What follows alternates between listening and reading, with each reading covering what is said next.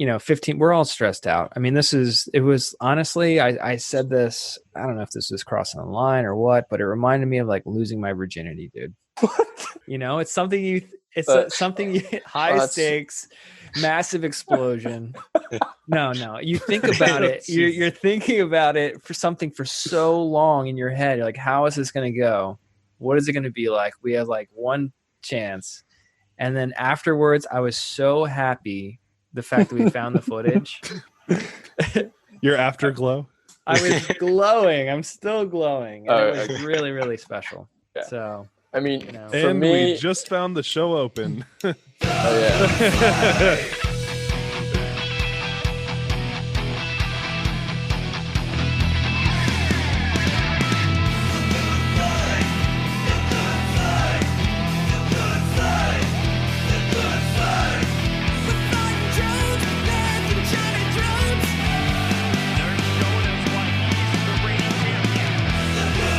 Ladies and gentlemen, welcome to yet another episode of the Good Flight Podcast. I'm Paul Nerkala, joined by my co-host tonight, John Graham. John, say hello to the people. Hey guys, this is episode 10 or 11. We're not sure yet, but man, we are cooking now. I don't think we've ever been this hot, Nerk. It's like we're sizzling, we're boiling over here. We're so good. We're cranking out the content.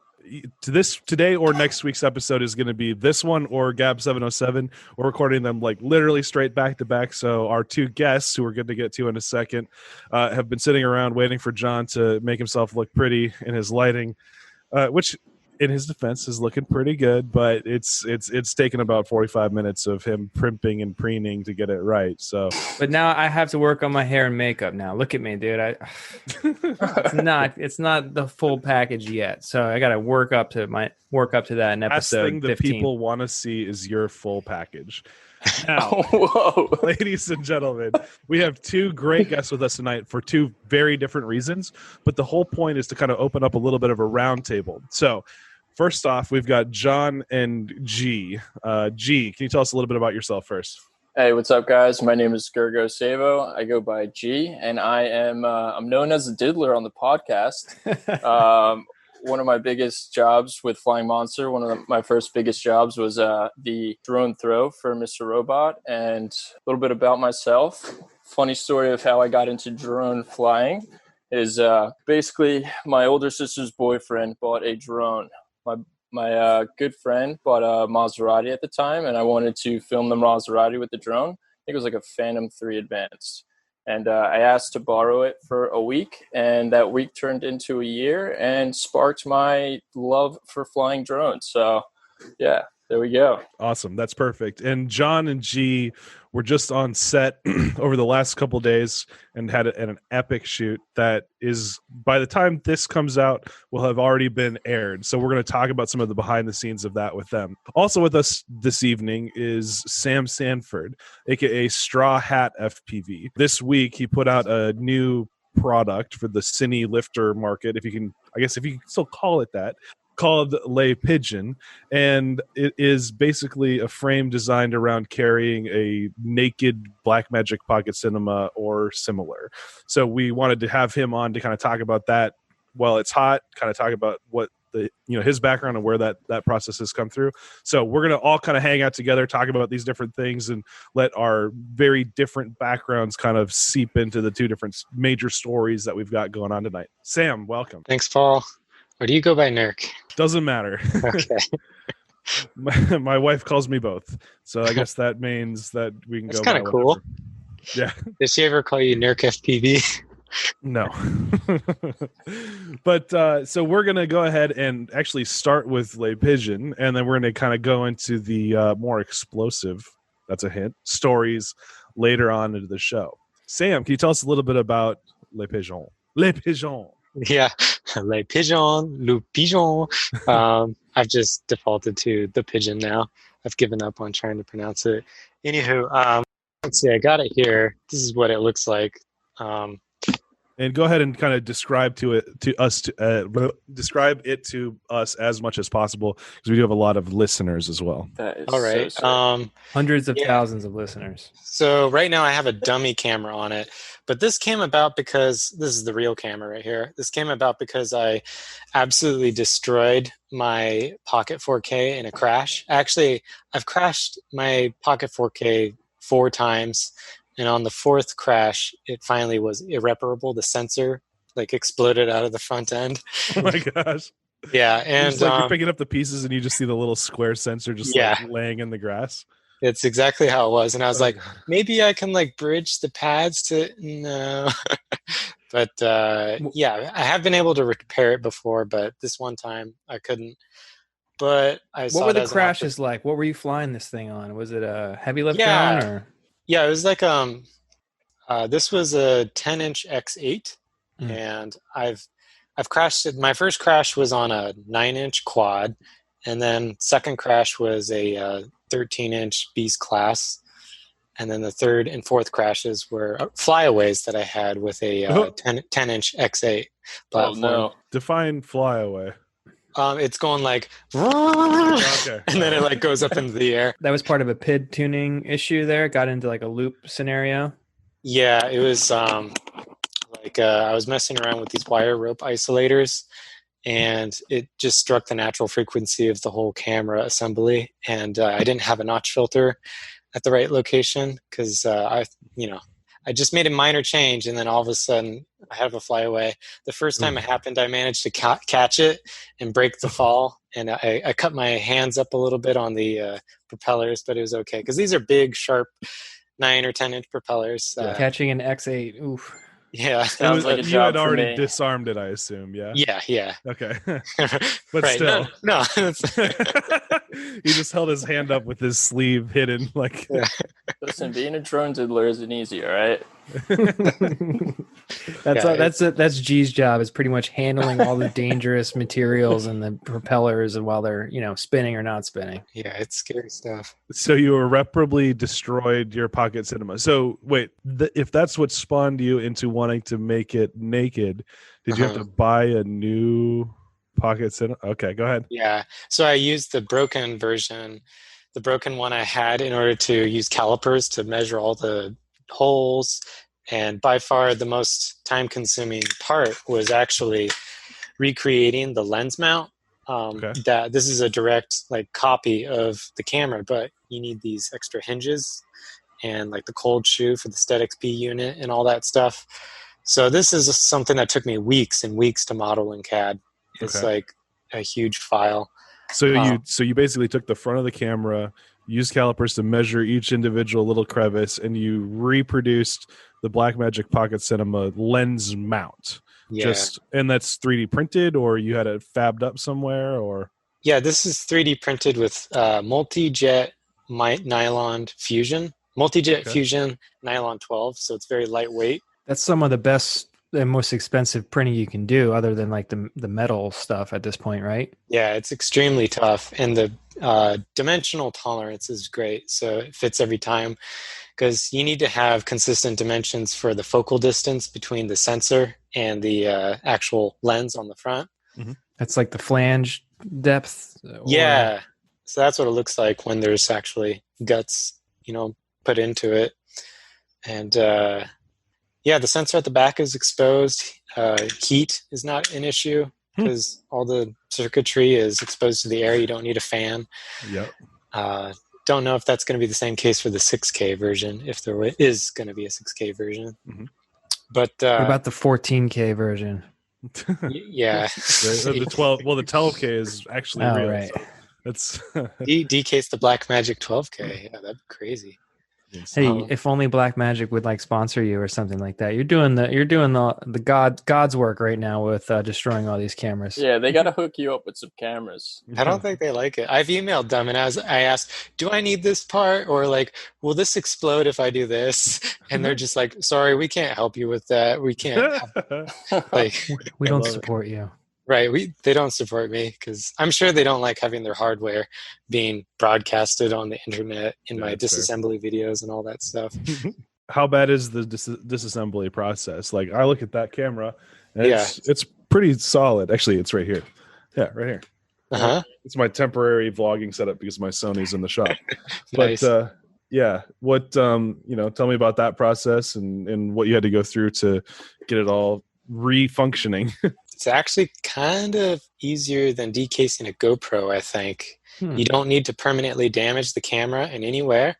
And actually, if you put it inside this thing, the whole process for doing this is completely reversible. You can actually take it back and reassemble it and, have your camera be like new again. I've actually disassembled and reassembled my camera personally about like 7 times and never broke anything. So I'm really surprised at that, actually. It seems to be very robust, and the construction is actually kind of simple, and it seems to be resistant to, if you scrape a screwdriver along the top of the PCB, it's not going to destroy everything, which I have done accidentally. Do you have a history of disassembling electronics and pretty much breaking brand new technologies? Let's see. I've always tinkered with stuff, but I've always known my limits. Like, I open something up and I look inside, I'm like, I'm not going further than this. But with this one, what really helped is there was a video on the Tilta LCD flip screen modification for the camera. And that was my starting point, because I was like, okay, at least I know how to get down to the PCB without breaking anything, because I could just follow this video. Yep. And from then down to the sensor was all, a discovery. And now that I know how to do it, it's actually very routine. And as long as does it take you to do a full disassembly and then assembly into the new chassis? That part may be like 2 hours. Okay. Yeah. Let's call it 8 hours and bill a full day. Okay. Right. Yeah. Yeah. I think it's like, if you built one Pigeon drone, it probably takes like 6 hours for a whole Pigeon build. Okay. But that's if you're an experienced builder. And yeah. The best thing to do is just like go slow and not make mistakes, because mistakes will just cost you time. So one of the benefits of doing like a naked GoPro is that it has the whole like Wi-Fi system for you to be able to connect to it with your phone and like modify settings and all those kinds of things. When you're working on the Pigeon, how does a user like check exposure and format their memory card and those sorts of things? Yeah, good question. Well, first off, one thing, people have this perception of naked GoPros as being unreliable, which is true. Sometimes I do have that impression, yes. Yeah. I don't use naked GoPros for that reason. You can't use them on set because they're not reliable, or at least you need backups. With this, I'm very surprised, but it's been extremely reliable. I've used it on set, and it was actually kind of as a backup. Like, my primary drone failed on me, so I had to use the Pigeon unexpectedly, and it actually pulled through. And it uses Bluetooth, not Wi-Fi. Okay. And it's very reliable. The only trick is if you unplug the battery and then plug it back in really quickly, it won't connect to Bluetooth. I don't know why. It has something to do with the battery that's soldered into the PCB. As long as you wait a little bit before replugging it back in, it picks it up on the Bluetooth app every single time without fail.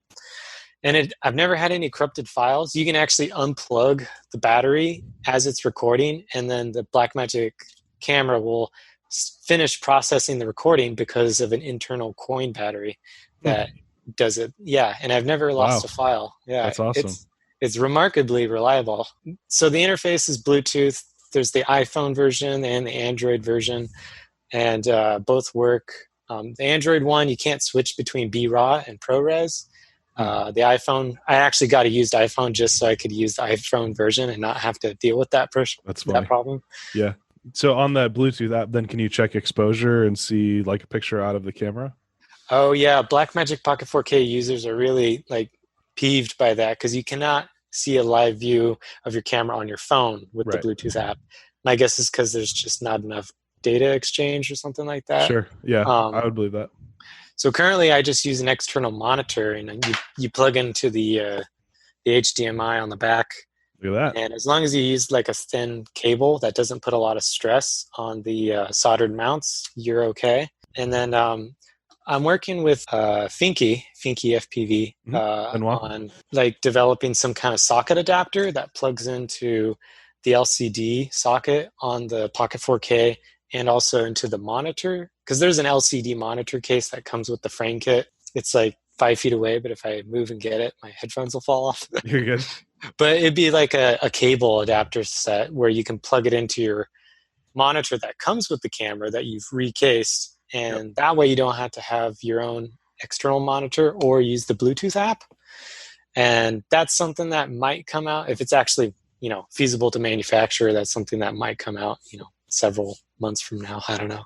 Yeah, but awesome. For now, this workflow is actually it takes no longer than a typical Cinalifter, because you don't have to dismount and remount the camera. And then in terms of like flight characteristics, tell me a little bit about, obviously a full-size camera is going to be heavier. What's the weight savings? What's it fly like?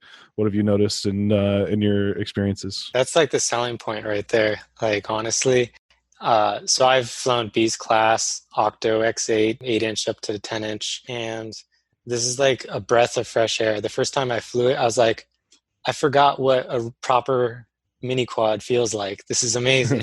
Yeah. It like feels like a proper drone. Yeah. And it was totally eye-opening, and that's when I realized I was onto something.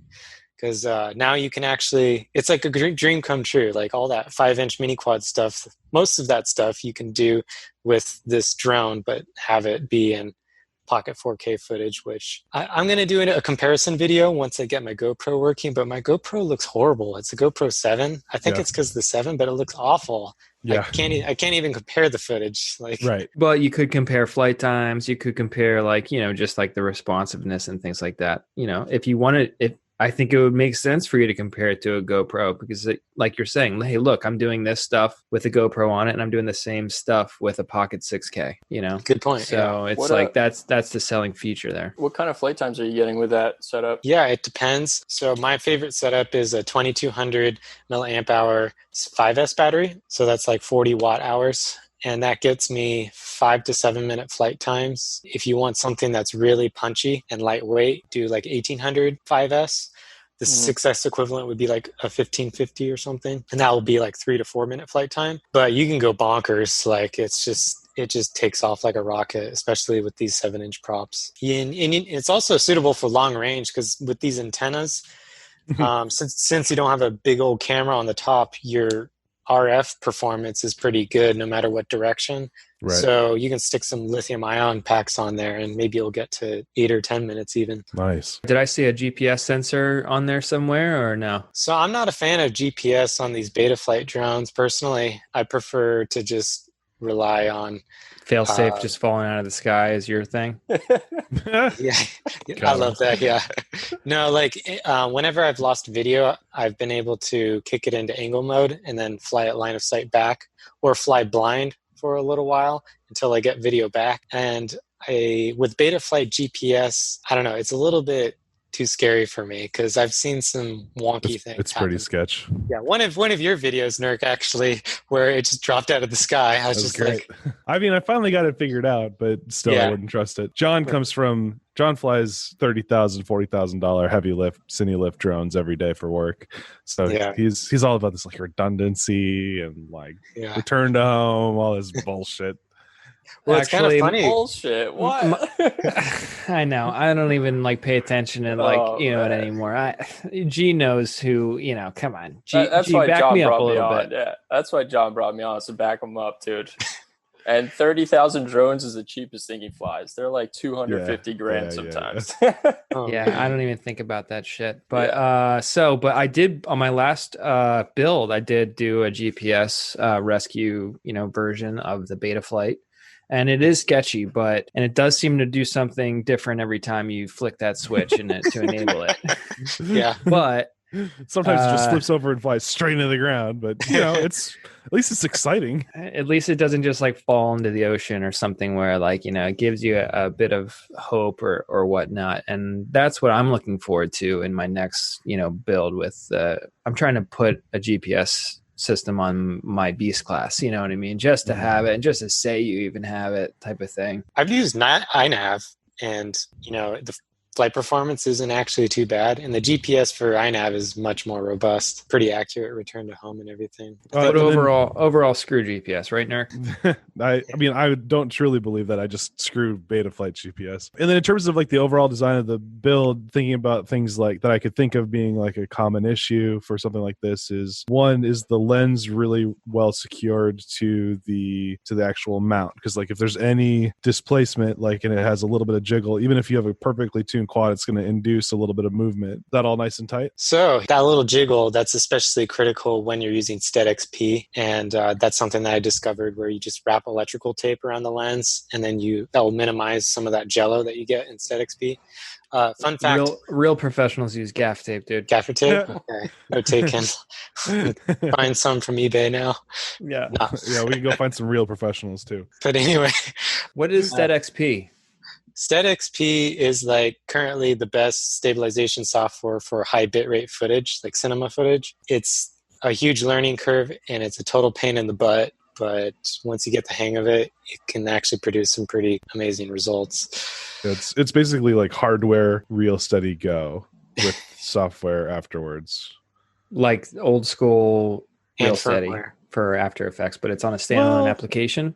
It's a little simpler than After Effects real steady, but you also have to have like a piece of hardware actually on the drone, I guess. But yeah, that mirrors that, like, is recording gyro data. For the Pigeon, it slides into that cold shoe mount, and so it has to be as closely linked to the sensor as possible in order to record proper optical and gyro data. So if you mount the SteadXP sensor on like some part of your drone, you're going to get really wonky results. It'll be like, but you want it to be as close as possible to your sensor, and on a camera, that's the cold shoe. Back to your question, like the lens mount situation. So in my bigger rigs, I always had to put electrical tape in order to ensure SteadXP would work to minimize vibrations. That artificial jello effect, it's actually not artificial jello. I was wrong. It's actually real jello, but it's just amplifying the jello. So all of our drones have jello. We just don't see it because we're using slower shutter speeds. SteadXP merely just amplifies it. So with the Pigeon, because it's a smaller quad, it's only got 4 rotors and it's 7-inch, I can get away with actually not using electrical tape at all, and I have the same level of performance with SteadXP. And it doesn't matter even if there's like a little bit of play. Like this one, it's very solid. I'm rotating it actually, so it's not the more concerning thing is play in this direction. Mm-hmm. But I have a lens that was eaten by a pit bull, but still works, and that one, it's got quite a bit of jello, or not quite a bit of play, and I get no jello with that one. So. Wait, how did that happen? I'm curious. Dude, pit bulls eat anything. I literally... Yeah, I have it on video. I recorded, and Is this something that you could pull up fast? Because we could. Yeah. We'll give you permission to share your screen. Yeah, absolutely. Let me pull up my YouTube. Yeah, you got to ask Nerk for permission first. No, it's me, baby. Yeah. Are you drinking water out of a wine glass? I should have done that. Fancy. Oh, no. Pit bulls will eat anything. Literally. In between our recordings, I go upstairs and I have a pit bull, and she was eating all of my daughter's dirty diapers. This was 15, 20 minutes ago. Okay, I got it. For all you guys listening, smash that like button on this video because it's really important for us. It's really the only reason why we're doing this podcast is for that instant gratification we get when we see that thumbs up. You know what I like more than the thumbs up? The thumbs down. Don't forget to downvote it. It's important for Nerk's channel performance, the algorithm. Just as important as the downvotes. Yeah, you might be onto something too. Like with controversy, might actually promote your stuff. Well, and go like Sam's channel and his project, all these stuff. We'll do a bigger plug at the end, but yeah, don't just go like this one. All right, so we're looking at Sam's video right now. He's flying around a park. It's a beautiful foggy, and there's a pit bull coming out. Dude, you just chopped that thing. His tongue is just like bashing against the 4 minutes earlier. Yeah, that's about it. The rest is the actual That's not flight. your dog? No, that was so this park I always used to fly at until I later found out that I can't fly there due to FAA restrictions. But anyway. Always good to find that out after the fact, Sam. Good job. Right. Doing your due diligence. always doing my best. This dog was chasing after my drone, and I'm really used to dogs chasing after my drone. Like, Yeah. in fact, I enjoy it because I can just like, give them some exercise, and the owners like it. They're like cheering and happy. And so what I do is my trademark trick when my battery is low and I'm about to land, I just go to one end of the field, wait for the dog to come, and then I book it on over back to me and I land. But I've never had a dog actually continue to go after the drone after it's landed and disarmed. Yeah. And so it just bit right on the lens and picked up the whole drone. And this was a 10-inch X8 with like a 5,000 milliamp hour 6S battery on the bottom. So it's a pretty heavy drone. And it just like picked it up and started awkwardly like crab walking around the field and stuff. Oh, man. But that lens, it still works. It came loose. I had to like disassemble it and screw something in and then reassemble it. But it's fine still. And that one, it jiggles inside the Pigeon, but even with that, SteadXP still works with it, and there's no jello. So yeah, lucky that it's still $500 lens. Yeah, the Laowa. Yeah, the 7.5 millimeter. I've been doing lately is getting that the little warranty on the B&H checkout or Adorama with the what is it, square trade policy. Yeah, you can insure these cameras and these lenses for like $300 for 4 years. I think the Pigeon might void the warranty though. Does it? Oh. Yeah, I wonder if it's no questions asked. Like, took apart the camera and then I smashed into a concrete wall at 80 miles an hour. Does that? My go-to line is, "I dropped it from height while filming." Yeah, you're not lying. That's good. Right. That's true. Well, so I'm going to start kind of wrapping up on the Pigeon segment here. Is there anything else that you'd love to kind of talk about with the frame? Things that you're excited about, your vision for it, stuff that you've worked on with it, whatever. Sure. Yeah. Like the frame actually took probably more work in designing than the actual cage. The cage, this is like 3 design revisions. With the frame, this is 8 design revisions. And the reason why is because I needed to make it pretty beefy and minimize resonance as much as possible to provide the smoothest professional footage. Because we're so lucky with GoPros. Like, GoPros are built for FPV because everything is just like cemented together and locked in. There's no moving parts. But with a cinema camera and the lenses and all that stuff, there's just so much more to take into consideration. So it can't be built and designed like a normal drone. It has to be a lot more solid and like a serious piece of kit. Yeah. So 8mm arms on this 7-inch drone. Chunky. And it's like I call it like a Pigeon because it's got a fat body and it flies well, but it doesn't, it's not super slender or sleek. But yeah, I put a lot of work into the frame, and this project has actually kind of been like a 2-year process. 2 years ago is when I decided I want to enter FPV as a career, not just a hobby, and become a pilot and actually pursue FPV in more of a cinema light.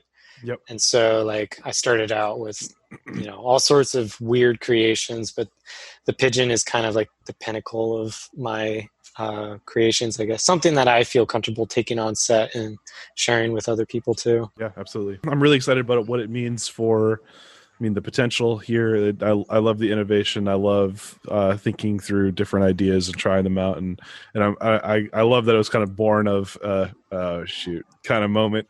So that is especially, that hits home for me. So thank you very much for being willing to come on and tell your story. Please give yourself 30 seconds of pitch. Where can people go find you, your drones? Do you sell them bind and fly? No, I don't sell bind and fly because I just don't have the capacity for that. Like, fair. It's a lot of responsibility. It's a lot of time. It's expensive. A lot of liability too. Yep. So I decided to do frame kits because I wanted to stick to the spirit of DIY and make it still accessible. Because I feel like the Pigeon is for these budding FPV pilots that want to get into like more professional clientele that are paying big money for cinema footage. Yep. And they're not super rich but they're very technically savvy, so this is a good opportunity. But in the future there will be bind and flies. I'm sure shops will buy the frame. You can if you're interested in getting a bind and fly, find me on Instagram or Facebook and just send me a DM. I'm not automating the whole payment process. I don't even have a website. I don't have a business. It's just me, an individual, but it's an opportunity for me to like also network too. Because like as orders come in, people tell me about the things that they're doing. So it's a good experience to make connections, especially internationally. Like 90% of my orders are international because of the France's 2 kilogram weight limit. People are looking to the future and they're seeing, maybe I'm going to have that restriction too. So they see the Pigeon as kind of a forward-looking thing, I guess. What's the approximate cost for the system like this, like even including the camera and the aircraft? If you do it yourself, it's about $2,800 if you add up everything. That's pretty good. Forgot if I'm including the lens or not. I don't think I am. Yeah, and there's definitely some extra stuff you got to get, like an external monitor. You got to buy the Bluetooth app, which is $5. You needed lenses, ND filters, stuff like that. But those are all kinds of things that like a regular filmmaker should already have. That camera shoots 4K RAW, is that right? 4K B RAW, yeah. Sick. Like $2,800 for that is amazing, in my opinion. The thing with B RAW though is SteadXP doesn't natively accept B RAW, so it's actually better to use ProRes with SteadXP if you plan to stabilize it. But I'm sure clients, they'll happily accept B RAW and then use like FX, like CG graphics studios in order to do stabilization, which is a lot more expensive. Most of the time, no one cares about doing stabilization in body at that level because they're just like, oh, we're just going to send it to post and they're going to do a full camera track and it doesn't matter anymore. All that magic. Yeah, exactly. Well, I am definitely interested in doing one on of my own at some point. I am too attached to my current Blackmagic to tear it down, so I'm kind of waiting to. For the right moment, need to crash it first. I need to crash it first. Yeah, or I've been looking at the Panasonic BGH1. So like, if I had that, then I'd maybe be willing to be a little bit less gentle with this thing. But yeah, thank you very much, Sam, for coming in and talking about it. Please, everybody, go follow him on Instagram, and if you're interested in picking one of those bad boys up, just slip into the DMs with Mr. Sam Sanford. Straw Hat Sam. That's my name on social media. The links will be in the description below, so you guys can just click right on over. And thanks for being original and doing something fucking cool, Sam. Something cool like drinking water out of a wine glass on a podcast. Oh, wait, you're doing it too? Hey, cheers, guys. Cheers, boys. I had my wife bring that over. I texted her. She brought it over. Yeah, for a moment, I thought it was like totally okay to do that. I was like, oh, cool, Dirk's doing it. No, I'm just trying to make fun of you. Tricked you. And on that note, we're going to switch over to Mr. John and Mr. G. You guys had some pretty exciting stuff happen over the last couple weeks.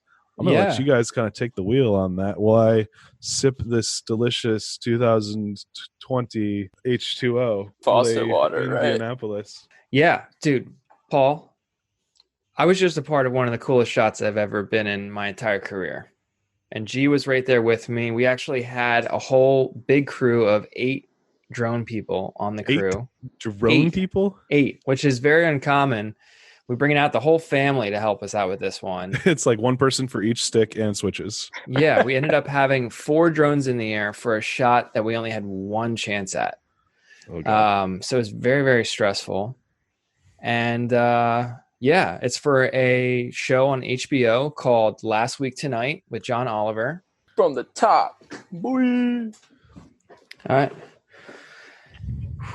Yeah, Paul, I was just part of one of the coolest shots I think I've ever been a part of. Okay. A couple days ago, G and I and 8 other people on the drone crew, well, I guess 6 other people on the drone crew, were part of it was one of the coolest shots I think I'll ever do. And it was actually completing a fantasy of mine, which was using a drone, an FPV drone, as a crash cam. So check this out. This is the aftermath. Hold on, I'm getting up close. This is the aftermath of a glorious shot here. Oh my god! Okay, I am seeing. So it has props. So it's burned. It's very clearly burned. Those are not supposed to be floppy props, are they? Yeah, it's chartly.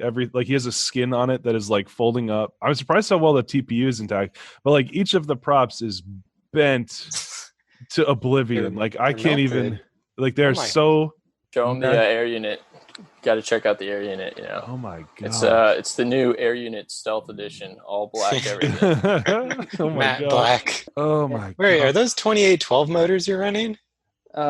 These were the Brother Hobby. 2507 probably. A little bit of straw hat there. So the camera was actually faring out pretty well, but you could see a little bit of sear there. It's like the side of it where the power button is on the GoPro 8 is like bubbling. Yeah. Oh my so gosh. this whole drone went through some extreme heat, and it was only in that heat for maybe a half a second as it flew through this. Isn't this just your normal flying? Yeah. Yeah, typically I fly around. You're just ripping so hard. Going through the stratosphere, coming back in through the from outer space. I mean, I wouldn't be surprised if it generates that much heat, but no. This drone flew through a massive 200-foot fireball that exploded from a sign that was custom made for the show last week tonight with John Oliver. And how do you stay focused in that moment? I mean, it was one of those things where we just rehearsrsed. Was it all just a blur? It was a blackout, you know? Oh really? John left his camera. That was good. Yeah. So rewind. There we go. Can you just stay zoomed in? You like that? I was using my I'm using my Z cam as my webcam, and it was a little out of focus. And Paul can't, God forbid, it's not perfect production. We did tell value. you in chat. Oh yeah, got it. So so this was one of the coolest shots I've ever been asked to do, and it was kind of a pitch in a creative call with the show last week tonight with John Oliver. They actually called us and said, "Hey, we're big fans of your work." And right from the start, I was like, "Wait a second! Like, we're big fans of your work." Yeah, and we were asked to film this season finale for the show, which just aired. Or will be air, whatever. Yeah, it will. Just aired. Yeah, 2 days ago. Just come out. And about 4 years ago, and after the 2016 election, when Trump was elected, I don't mean to get political, but the show's a political comedy show. So they blew up. It was a big stunt. They blew up this sign that was 2016. It was like fuck 2016 type of thing, and then boom, big explosion. Well, because of COVID this year, the entire season was being recorded in what they called the white void. Mm-hmm. So if you watch the show, you'll know that the typical set was replaced with this psych wall, and which is just a white wall, and all of the graphics and overlays were pulled up to the left of John as he explained the stories and the miserable times of 2020, right? It's kind of a bleak show, comedy show like that. So for the finale, John decided to show everyone where he was, where is this white void that he's in. So he gets up from his desk and seemingly walks in this endless white room, the white void. And at the end of this room is a red door. And he walks out of that red door, and it's a slow burn reveal that this red door is actually part of this massive, giant block letter sign of 2020. Nice. So yeah, and it's a beautiful, beautiful sign, or was a beautiful sign. Even in person, looking at it, it was like crafted, exquisitely painted. How big are we talking? It was crazy. Probably like 100 feet wide and like what? 40 feet tall. Yeah, Holy 40 feet crap. tall. It was nuts. And the way they had it positioned in the quarry too, it was backlit during the time that we were filming it, and the sun was just hitting it perfectly. It looked like the sun was creating a drop shadow on the 2020 text or structure. It just It was amazing.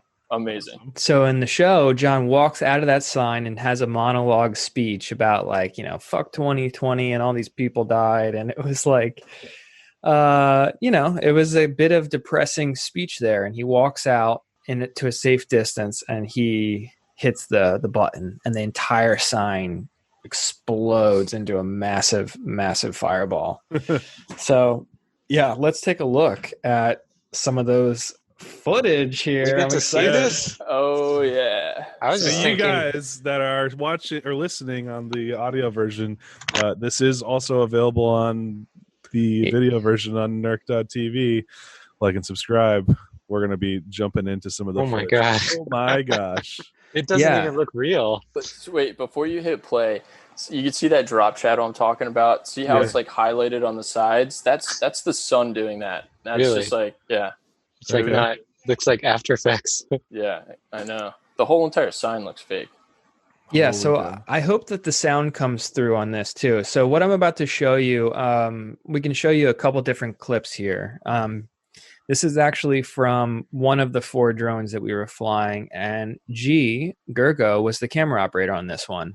Nice. And yeah, so you're going to hear him kind of do the countdown. So we all had different timing based on based on when the first action was hit. So you're going to hear G do a little bit of counting, and then you're also going to hear him talk to Max Tubman, who we also interviewed on the show, who brought in the whole family, baby. The whole Flying Monster family was out here. And so he was the one flying this thing, and then you're going to see the boom. Okay, so you guys ready? Yep. I hear it. 2, 3, 4, 5, 6, 7. Action max, action max, action max. Good. Nice relax. I hear an FPV drone. Boom up a little bit, just a touch. Good.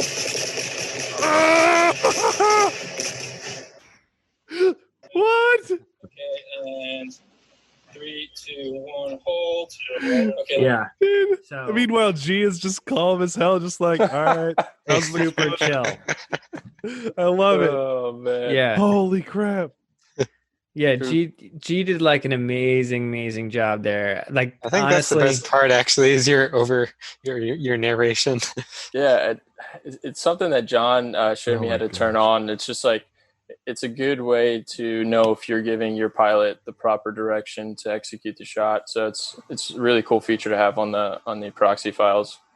Yeah, so that's actually, this drone is an Inspire 2 DJI, and it's recording the audio not from the actual drone, but from G's iPad that he's using the op with. So they're using that microphone. That's cool. That's Yep. amazing. Yeah, you can see again. And if you look here, you said you heard an FPV drone. Yep. You could see it right there fly Oh, by. yeah, there it so is. that's my Yeah, line. so that's John. And if you play it again, John, with the audio, it sounds like one of those characters from Star Wars that just go like, "Ow!"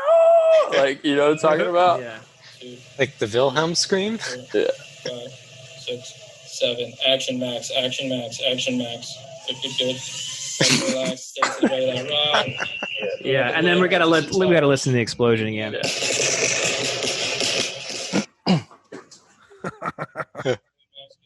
So It totally sounds like an Ewok now. The drone, it's like a baby Ewok, like. Speaking of Star Wars sound effects, Nert, can you give us the Chewbacca? It's not in my repertoire. Yeah.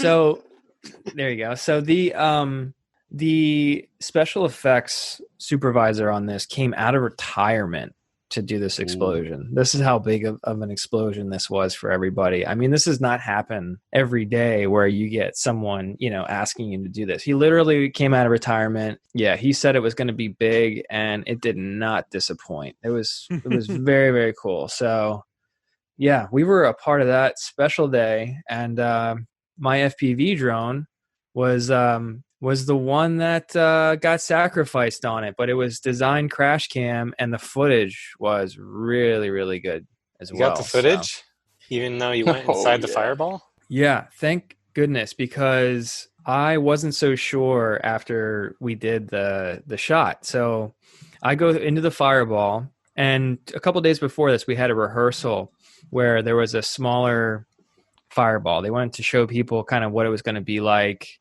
Yeah. Obviously, right? So, and during that rehearsal, I kind of did a similar run up as to what I did on the day.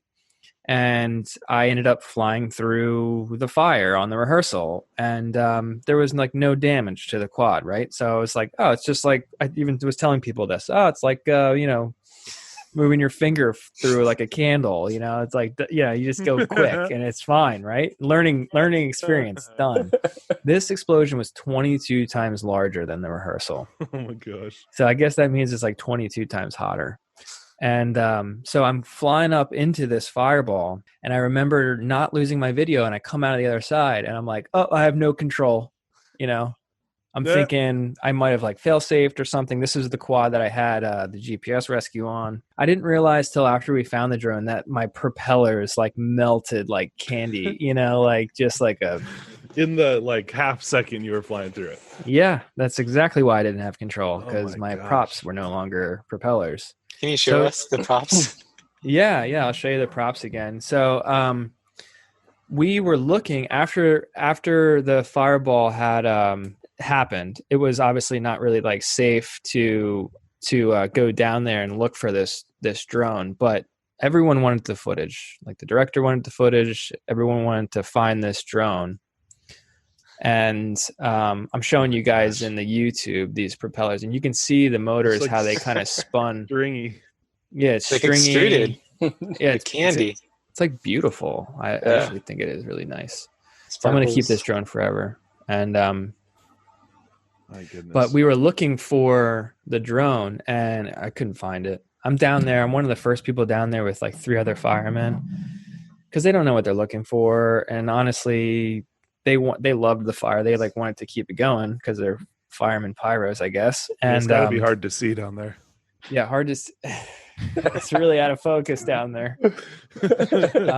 So I go down, and it's really, really hot. Obviously, it's a massive, massive fireball, and I couldn't find it anywhere. I didn't know where to look. And if I made one mistake on the day, what do you think it was, Paul? Not planning your route enough ahead of time. No. DVR. Not running DVR. Yeah, that's my G's second like, question. Yeah, so G's like, what was the DVR like showing? I was like, didn't work, dude. DVR wasn't recording. The fire killed the DVR. Yeah, it was pretty funny. So John went out there, started to go look for it with a firefighter. So they only let John and a firefighter go to the explosion scene because they didn't want too many people in that area, just in case there were any undetonated explosives. Plus, they were still filming the aftermath and things like that. Yeah, and then later on, the entire drone family go on like this search party, right? So you have all 8 of us out there. Dexter brought out his Mavic 2. We had a Mavic 2 above, just doing like grid patterns, scouting everything. And then I had Mike Isler brought his binoculars. So I was like using my binoculars to look in the fire to try to find it. And nobody can find anything, like no signs of anything. So I started to walk towards the side wall of the quarry, which is like 80 feet high, and it's just all rocks. And start walking, getting close to it, and then I got yelled at because I didn't have my hard hat on, and I was too close to the wall, and rocks could have fell down on me, which I totally agree with, was a good call. So I backed off. I went to the top of the quarry wall, which is like 80 feet high, using the binoculars, and then somebody else does the same thing that I did in the same area.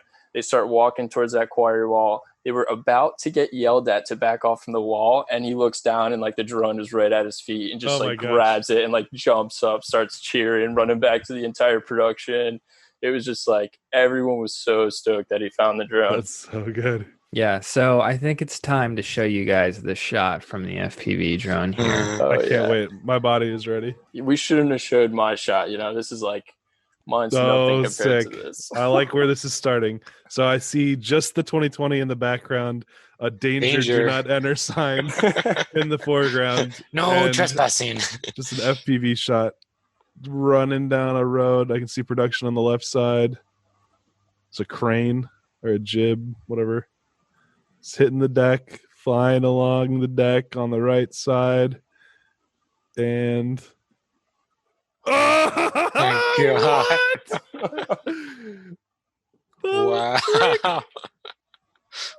Oh my gosh. So epic. Black screen, then boom, it hits the ground. The ND filter, which was charred, shatters, so it actually like reappears again. Gosh. That timing was flawless.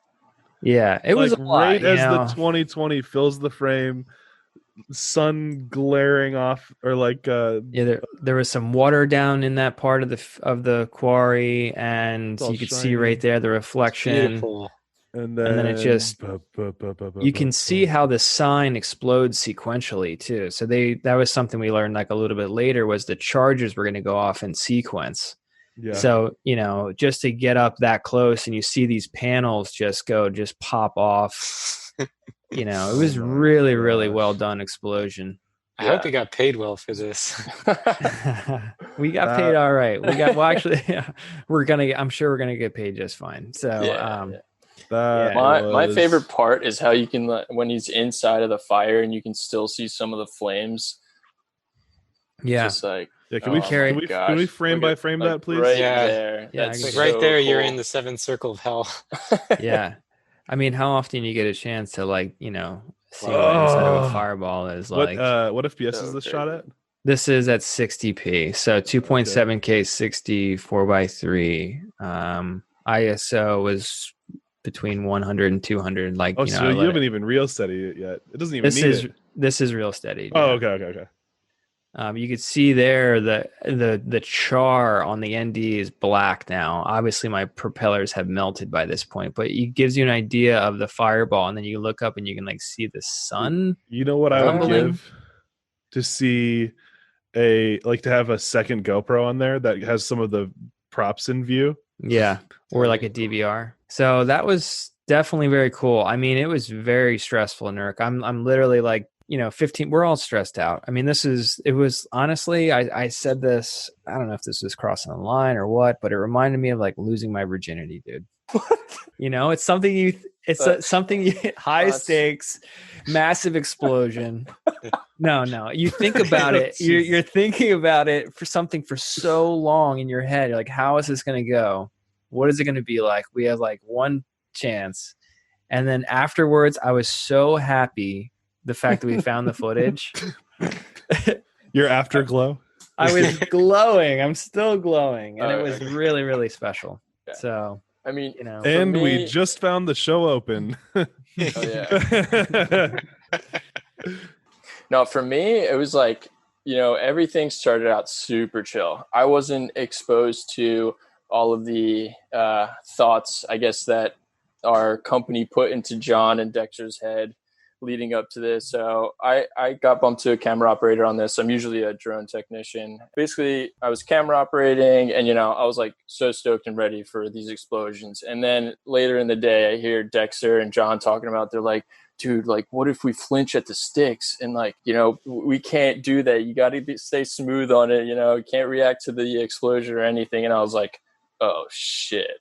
I was like, I did not even think of that at all, because once that explosion hits, you felt that heat wave just hit you. And then also the shock wave or whatever it is just hit you. And it startles you, but you got to stay rock solid and very smooth. And that's when I was like, okay, this is serious. And then the jitters started to come out a little bit. Everyone's a little nervous, but you got to stay calm. And thankfully, everyone executed really, really well. And it was just an amazing experience.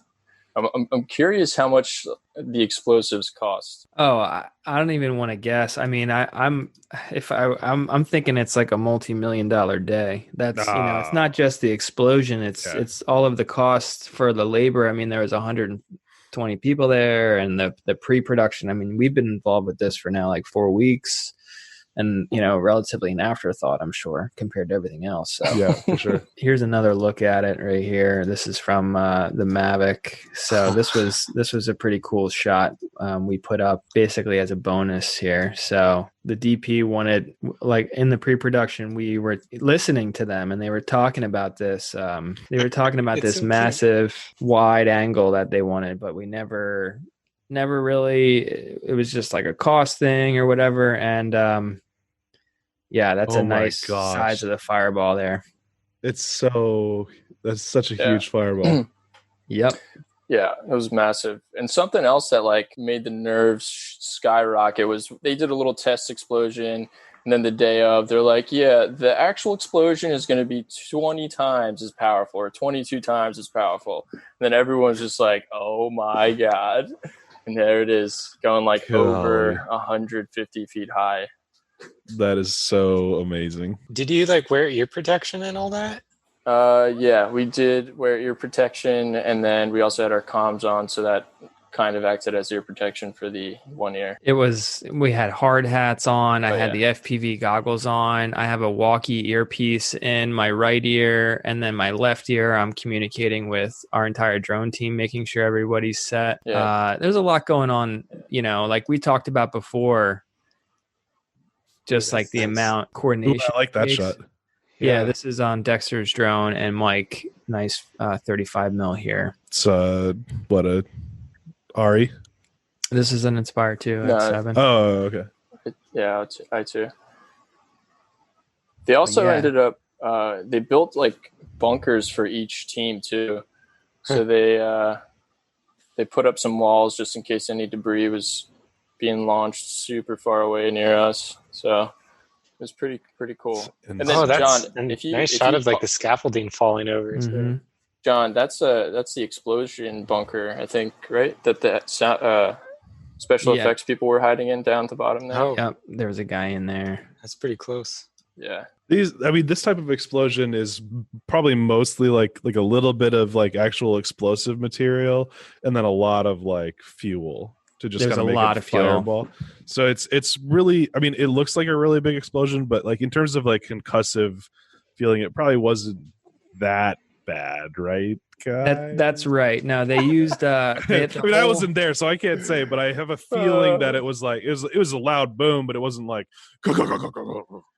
Yeah, it wasn't like dynamite or anything like that. It was the entire sign was laid on the inside with detonation cord. I'm not a pyro expert or whatever, but that's the stuff that ejected panels, and then the fire, as you saw, was also sequenced in that explosion. So yeah, there was vats of gasoline. I'm pretty sure it was just gasoline behind it that were ignited in sequence as well to create that plume of fire. So yeah, don't mess with fire.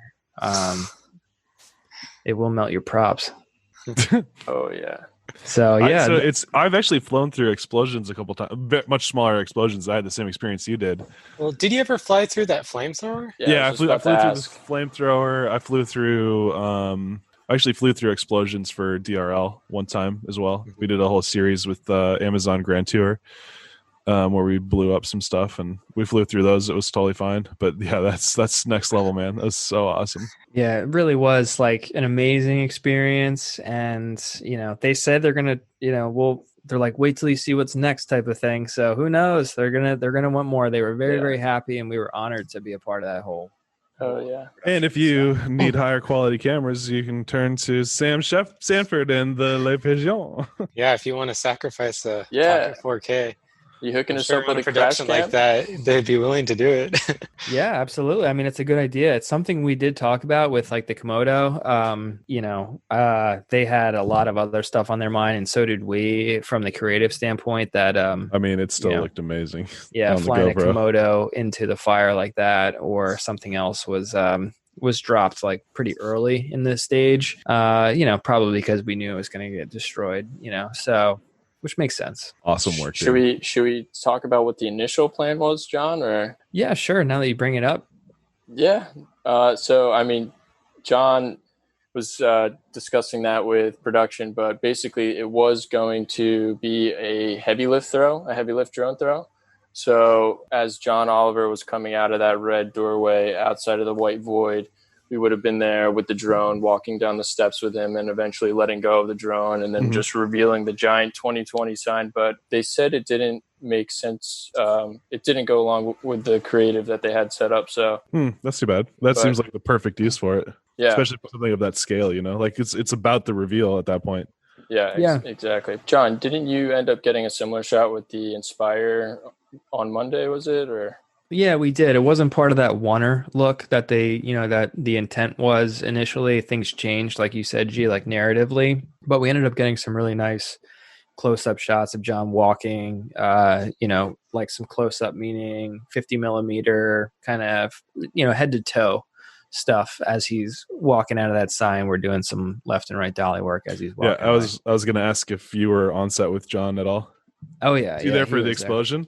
Yeah, he was. I'd assume like if I was him, I'd be like, I gotta see that. Yeah, he had his back Oh, to it. He hits the Yeah. button and it goes off. Like, Oh, okay. So he was Yeah. he was principal actor at that point too. So yep, okay, that's yep, cool. absolutely. While That's all awesome. of that was going on, or all the drone stuff, they had a hero shot of him with a ground camera, and he was like, "Fuck you, 2020, get fucked," and then get just fucked. presses the button. Yeah. Such an Nice. epic shot. So Awesome. cool. Did he actually trigger it too, or was that faked? No.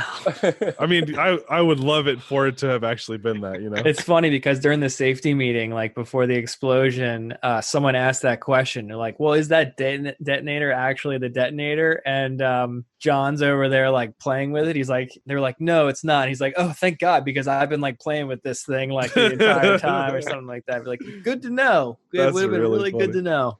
That's really funny. The entire crew was really amazing, and everything went over without a hitch, especially, with all the COVID restrictions we're all working through with now, wearing masks the entire time, staying safe on set, and, introducing a level of danger with this explosion. There's a lot that could have happened, but it worked flawlessly because of like just the countless hours that the entire production goes through to make sure that it goes as planned. And the same goes with our team. I mean, just hours and hours and hours and days of rehearsals and prepping and planning for this, and just the training that we go through to make an envisioned shot a reality. That went over really, really well with directors. So that's nice job. Awesome. I'm so stoked for you guys. Like, that sounds like an absolutely incredible opportunity and so many cool stories. And I can't wait to see FPV Shot make it to last week tonight. I mean, that's got to be in there. There's no way they can't use that. Yeah, I think it is. I think it made the show. We'll have to see, though. You cool. never know. Yeah, I know. Right. I'm going to be like refreshing YouTube all of Sunday night. Like, when? I need to know. Wait, so what's your production's name? What's your, I don't even know. What's the company? So our company is called Flying Monster. Okay. And we specialize in aerial cinematography.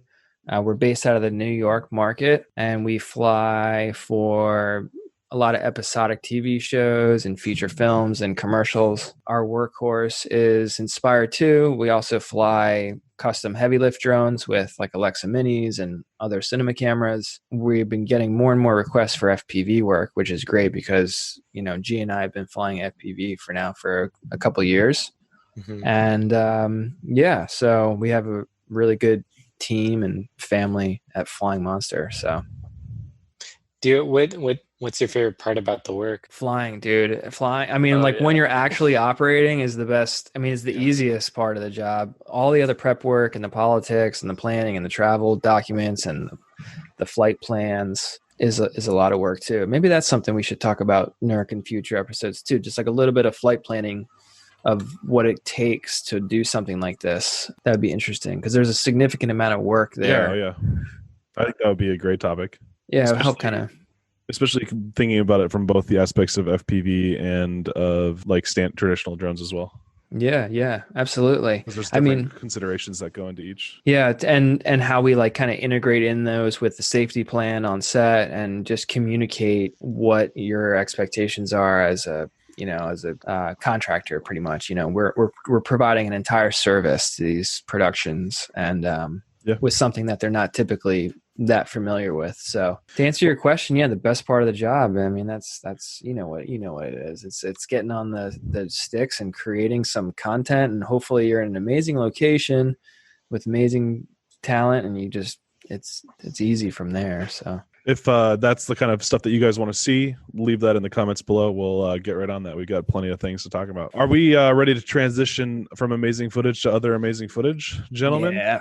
All right. Nice. Let's do it. So for every episode that we do here, we do kind of like this Pilots React. We kind of try to watch some of the coolest drone videos from the internet over the last couple of days. And recently we just got sponsored by AirViews. AirViews is the YouTube for drones, basically. They have tons of different drone content being uploaded daily, whether that's FPV or cinema drones, whatever you want.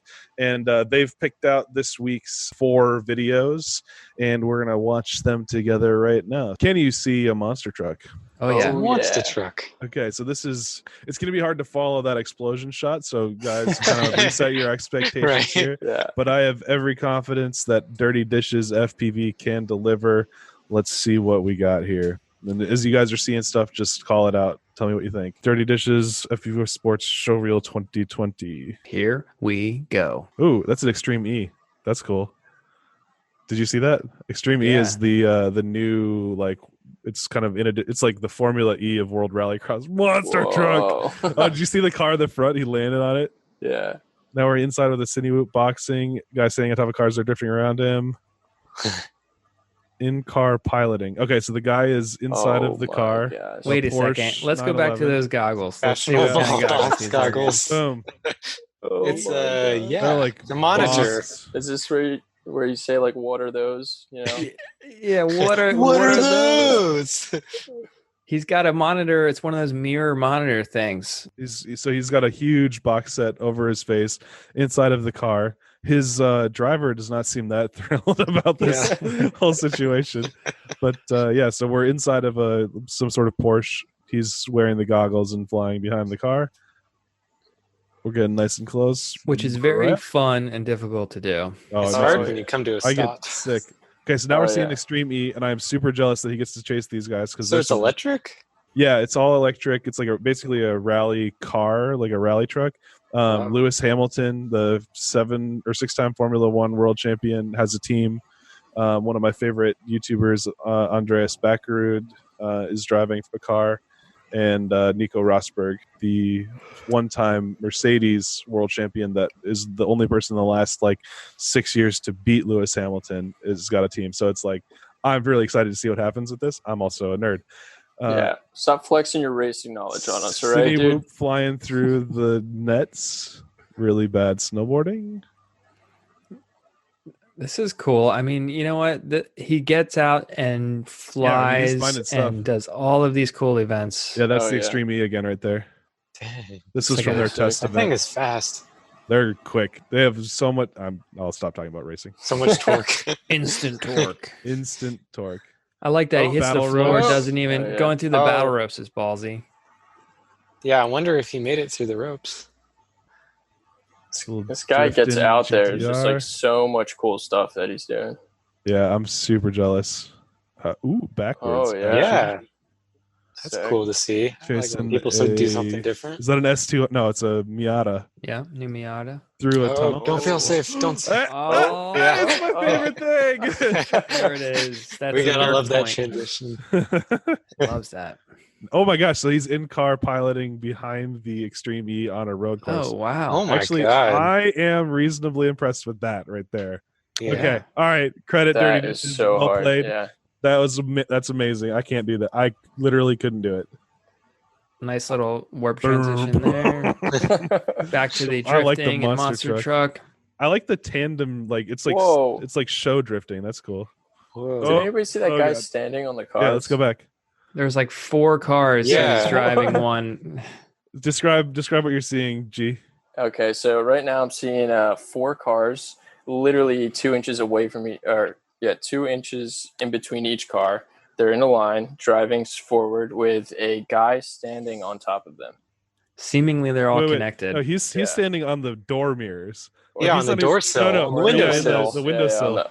On the windows. Like straight up Jean-Claude Van Damme on the Right. semi trucks, Yeah. but it's a couple Miatas or something. I think it's Ah. 2 A Z car. Yeah, Yeah. it's 350Zs. Oh my! Where Extreme E. I'm where so is jealous all of the this Extreme E. taking place? This I want to is go. France, I think. This is tight, but here's some critical feedback, I guess. So, what I Exposure. want to see in a reel isn't like like this is jumping around. Kind of, we're back to the monster trucks, back to the other things. Like, it's obviously it's a lot going on, and it's hard to kind of get an idea Yeah. of everything when it's kind of jumping around like that. But Mhm. overall, How would you improve it? Like space it so that you have more action stuff out front, and then you kind of have more flowy cinematic stuff on the tail end. They or should just what? go from subject to subject. Yeah, Yeah. group them together a little bit. Take the best content from each and kind of Mhm. keep it together rather than just cutting back and forth to one another. But overall, Yeah. like kudos to getting out there and flying in these different scenarios where it's clearly That transition from the boxing scene to the snowboarding is actually pretty good because there's like uses a little bit of camera motion there. yeah, but it's from boxing to snowboarding. It's Yeah. like that's exactly my point. So But the Yeah. Extreme E stuff, my dream job right now would be to tour with the Extreme E production because Yeah. they're basically they're loading everything in a boat and floating it from one continent to the next. They're racing in like Antarctica, in Iceland, in like the Sahara in Africa. Yeah, you could be on the boat. Yeah, either on the boat or like fly and meet them places and stuff like that. But it's You should go on the boat. it's a really cool. I'm having a kid in 2 months, so I probably can't just like take 6 months to be gone. But let's give a shout out to this guy again. Dirty Dishes FPV. Dirty Dishes. Thank you for your hard work and Keeping getting out it there. clean. Yeah, I'm jealous that you get out to all this cool stuff. What's next? All right, next one. Alpine Epics FPV Dreaming by Adventure Graph. God, AirViews has the best videos, man. I still Good- can't create good it exposure. now. I'm loving it already. Okay.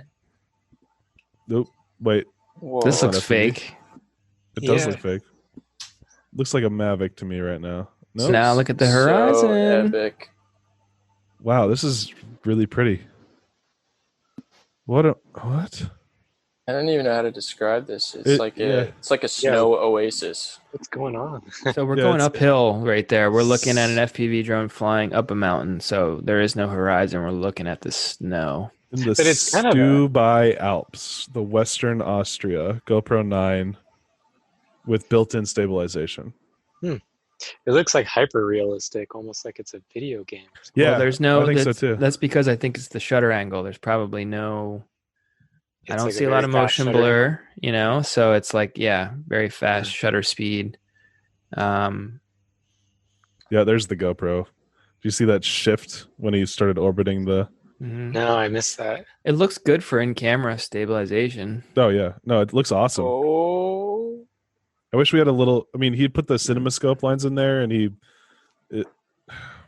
if you're gonna do CinemaScope, especially with FPV, at least push the top part of the frame into frame, if that makes sense. What's Because- CinemaScope? yeah. It's What like is that? the 23.5 by 1 or whatever, Oh yeah. like the really Aspect wide ratio. angle Oh, aspect ratio, okay. Yeah, like letterboxing. 17:9. So but what happens, so if you take a 16:9 frame and you letterbox it like this, you're cutting off some of the top and the bottom. But with FPV, generally I think you need a little bit more headroom just because of the way that the drone moves. You tilt forward, you look down, you cut off some of the top. So you're not just looking down the whole time. Yeah, so what he should have done is taken the footage and just moved it all down in the frame so that the top bit of the 16:9 is at the top of the 23.5 by whatever. Yeah. And I think it would have added a lot to this, because like right now, like that, there's just not enough. It's framed You too want to see low. more sky. Yeah, exactly. And especially when he turns down the hill. I mean, overall though, like the color looks really good. The contrast, Yes. the camera quality looks good. I mean, I'm impressed with the 9. I feel like the settings aren't quite dialed in yet. Like, I'm not convinced there's like an ND filter on here because of the lack of motion blur. That's probably playing into the bit of surrealism. It's super late in the day though, so it's getting close to the right time. Like it looks really good. But this I stuff, like the it when shadows on people- the mountains. I like it when people put in the effort to get the shot, during golden hour. yeah. Oh yeah. Makes a Like big right there, I difference. want this to be forward more. Sorry. Yeah, but going to this location, even I mean, just risking it for the biscuit, as Paul Oh, says. Yes. I mean, you might not get it back flying here for sure. So Correct. I'm not hiking up there, especially not that late in the day. Whenever I watch these like videos of people diving down massive mountains, I'm always like, where are they standing? I'm always so curious. She showed himself at the beginning. Did he? I guess I missed Yeah, that. you remember the bike? He had like an electric bike. Yeah, right there. Oh, yeah. Got it. That's how it's done. Don't I have think to that's- climb up the hill. It's a It's full a- suspension bike. Yeah, look at that. what kind of Cool. goggles? So that was Adventure Graph FPV Dreaming. What kind of goggles did you say? Yeah, I was just like maybe that's what we should do. What are those? He's got a plastic bag over his hands. Oh, that's a good Keeping idea. it warm. You've used those. They make products for it, so you Right, don't use a yeah. plastic bag. I've seen but- you use them. We have a couple of them. We have a funny name for it though. Yeah, I can't see his Hot goggles. box. They look analog to me. Cool. Nice work, Adventure Graph on Alpine Epic's FPV Dreaming. Nice. That's awesome. Just riding Okay. out there just on a bicycle. We've got Chris Bergen. Chris Or Bergen. Chris Sbergen. I'm not sure which. Chris Right S. on. 1 year with FPV. All right, let's see. Let's see it. Another epic location. Oh Everyone lives. my Oh, in look at this gosh. cliff ass. Bro, that was sick. crazy. Oh, there's waterfall there too. Get down there. Another crevasse. Didn't quite hit it as deep. Well, you which- couldn't go that low because there was water flowing around in it. Oh, snap. Whoa. Oh! Looks I like wanna go there Croatia. so So bad. blue. No, I think that was Greece. right? Greece. Yeah. Oh yeah. Wait for it. Get up in Wait. there. Nice. Good timing there with the a wind Okay. turbine going with Oh, doing a no. little. Oh, How does he have video? Devil's Punch. Ah! It cut out of it though. Might have lost the quad there. Holy crap. Ooh, that's Right. risky. I like that Was segment though. chopped his buddy's I'm face off. rewinding. There's like guys doing flips and backflips and volleyball, Yep. and he's Guy's like going flying straight for his underneath. head. Oh my Oh. gosh, that was a little lucky, or maybe it wasn't lucky. They're doing all the Johnny dives, Yep. a little awesome waterfall action in the rain, and no way he did it. He went underneath the road, between the waterfall and the road. This Little is some good spire stuff action. after 1 year of FPV. Yeah, man. I bet you this is the Faroe Islands. That is, I want to go to that spot so bad. Oh, This my shot right here gosh. is the whole point of FPV, just diving down a cliff. I just like, come on, that sells it for anybody right there. I'm right there with you, man. Maybe it is Iceland. No, it's definitely Greece, and I mean it's I mean, multiple parts of the world for Yeah, sure. yeah. I'm just wondering if it's all contained to across the Atlantic, or because like this is either Iceland or the Faroe Islands, which are like Europe's Iceland. I guess Wow. Iceland is Europe's Iceland, but woo, saving a little something for the end there. Trying to do the Johnny. sploosh. Oh. What happened there? He got splashed by the guy jumping off the rock, and he started to climb up, but then the water got onto the flight controller, and now there's fishies. You can actually see the fish swimming around. That's pretty Nice. cool. That's a good way to end it, though. Yeah. I think Yeah, I love that. that was classy. Chris Bergen with 1 year with FPV. Way to go, Chris. Keep it up. Let's see what this year 2 reel looks like. And then now we have the Burgundy Ride Wakeboarding in French Wine Country by Benoit, aka Oh, Finky. Finky. This is Oh, gonna you be just good. barely missed that top of that C. That's the way he do. Oh yeah, I like I this. like- Just yeah. setting up. I love where it's going. See, this is telling a story, boys. Yep. Setting up with a wakeboarder, just getting nice and low. Yep. Beautiful. Boom. That looked like two different angles right there, the way he cut that. That's cool. Getting creative with the color here. We got some like nice. How does he get the lens to get that clean after getting it wet like that?